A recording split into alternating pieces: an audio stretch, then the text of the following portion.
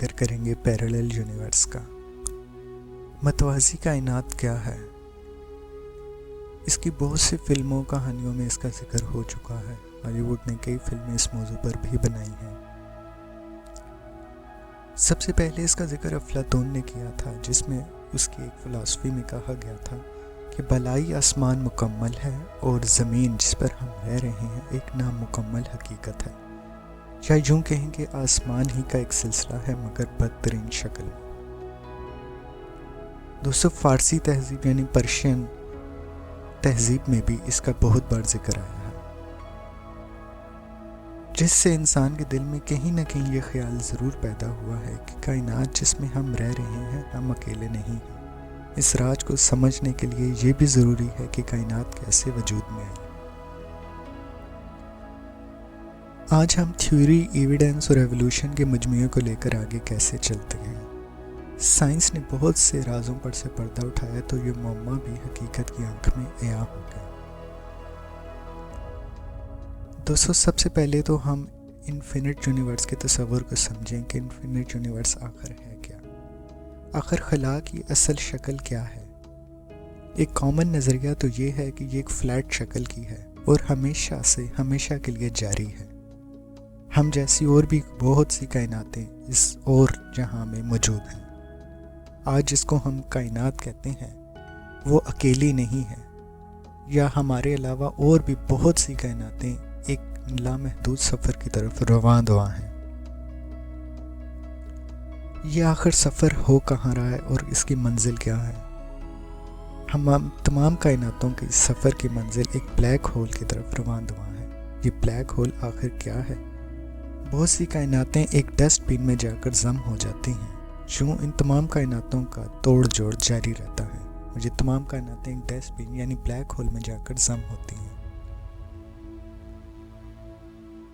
एक और common theory जो ब्लैक होल के हवाले से मशहूर है, वो एक थ्योरी की शक्ल ही बनी है, अभी तक उसका कोई प्रैक्टिकल प्रूफ हमारे सामने नहीं आया। वो ये है कि ब्लैक होल का दूसरा हिरा एक पैरेलल यूनिवर्स में जाकर खुलता है, जहाँ ये तमाम कायनातें एक नई दुनिया में अपना सफ़र फिर से शुरू कर देती हैं। दोस्तों, इसी तरह का एक और नज़रिया बबल यूनिवर्स का भी है, जिसके बानी टफ्ट यूनिवर्सिटी के प्रोफेसर अलेक्जेंडर वेलिकन हैं, जिसके मुताबिक जब खला के वक्त को मजमूई तौर पर देखते हैं तो खला के कुछ हिस्से फैलना बंद कर देते हैं। जैसे बिग बैंग ने हमारी कायनात को फैलाया, तो हम दूसरे बढ़ते रहते हैं। लिहाजा अगर हम अपनी कायनात को एक बबल समझें तो ये खला के एक बबल कायनात के नेटवर्क में बैठा हुआ है। इस नज़रिए के बारे में दिलचस्प बात यह है कि दीगर कायनात हमारे पास फिज़िक्स के तमाम कवानीन रख सकते हैं, मगर इस लॉ को समझने के लिए फिज़िक्स के तमाम लॉ फेल हो जाते हैं।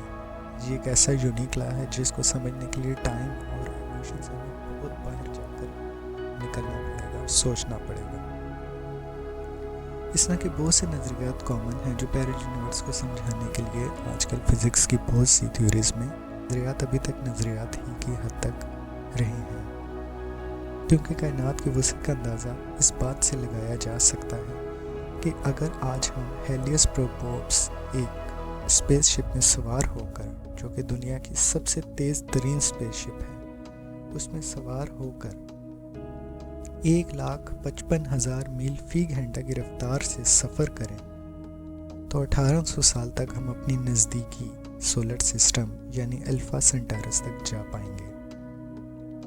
तो तसव्वुर करें अपनी नज़दीकी कायनात एंड्रोमेडा तक जाने के लिए कितने साल का अर्सा दरकार होगा।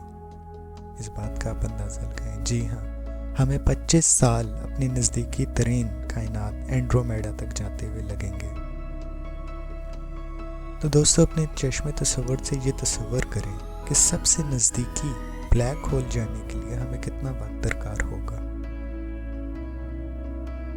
दोस्तों, हमें सबसे करीबी ब्लैक होल जिसका नाम सजिटेरियस ए है जाने के लिए लगभग 25,000 लाइट ईयर्स का अरसा लग सकता है, मगर ये कोई आम साल नहीं।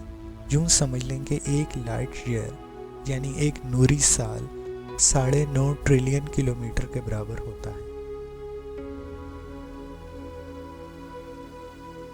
जैसे अगर हम सूरज पर लाइट ईयर के टाइम के मुताबिक जाना चाहें तो हमें 8.5 से कम ज़्यादा मिनट लग सकते हैं, लेकिन अगर हम यही टाइम ईयर्स में काउंट करें तो हमें लगभग 100 किलोमीटर की रफ्तार से चलें तो हमें 163 साल लग सकते हैं, क्योंकि सूरज हमारी ज़मीन से 150 मिलियन किलोमीटर दूर है। दोस्तों, अब समझ में आया हमारी कायनात और पैरी यूनिवर्स पर जाना मुमकिन है या नहीं है। इन फ्यूचर क्या ये मुमकिन हो पाएगा या नहीं, आपका इस बारे में क्या ख्याल है, हमें कमेंट में ज़रूर करके बताइएगा। मज़ीद वीडियोस जानने के लिए हमारे चैनल को सब्सक्राइब करें। बहुत शुक्रिया, थैंक यू।